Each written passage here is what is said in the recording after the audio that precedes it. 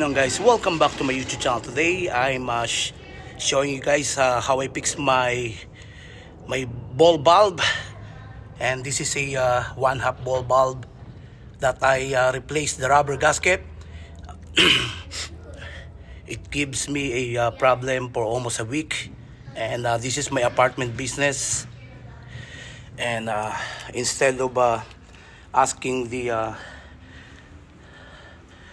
people who are able to fix this, I called my plumber, but my plumber refused to repair this. He said that I need to call the irrigation guy or the landscaper to fix this problem for me. I got an estimate, and they basically charged me for $800, an estimate to $1,000. So I decided to fix it by myself with the wisdom that I always pray, and I'm able to fix this.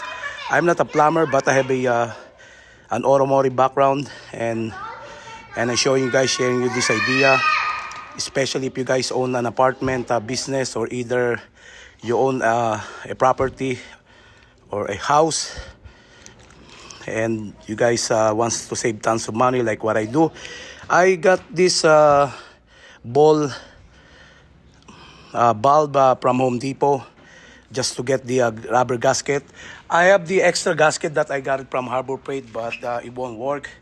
So I decided to get a 1/2 inch ball bulb, plastic ball bulb, and I removed the top. As you see, that's a lead cover.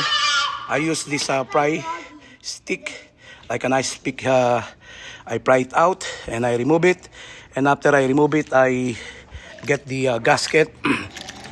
And after I get the gasket, you need to be careful once you remove this ball bulb head, this plastic head. Once you remove it, you turn it, you're gonna find a difficulty to return this back. What I do, I scrape it with a mark to this side so that I will remember how I remove it. And that's what I did. And check this out. So you'll see that there's a gasket inside on an O-ring. So all you need to do, you need to use this pick, or like an ice pick, to pry it out, what I did. And I replace it, and I put it to my sprinkler ball bulb. And guess what?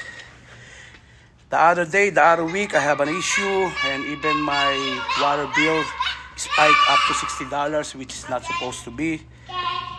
And that's what I said. This is a apartment business that I own, and I'm trying to share you guys this. If you guys own an apartment like me, a business apartment, and you guys do the DIY, this is the best way for you guys to do it.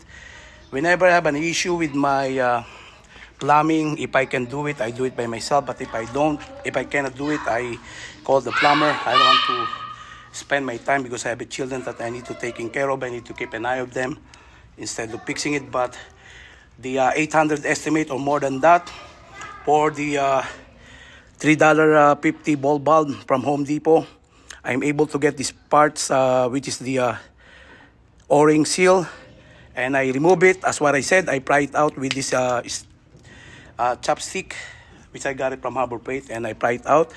I place it back to that old sprinkler ball bulb, and I place it back this cover. So placing this cover, you need to be careful, because this is not an easy way for you to do this. You need to study this first and how you put it. You see it? You need to push it down. You need to make sure that you are able to insert the lead cover, which is that one. If you don't see that one, if you're not careful that you guys try to put this, you cannot put the lead cover on the top. That's the main problem. That's what happened to me. I tried to insert it, but I made a mistake. And yesterday it was flooded here. And I pray, and I said to myself that I need time for me to think the whole day. And I came back today just to fix it.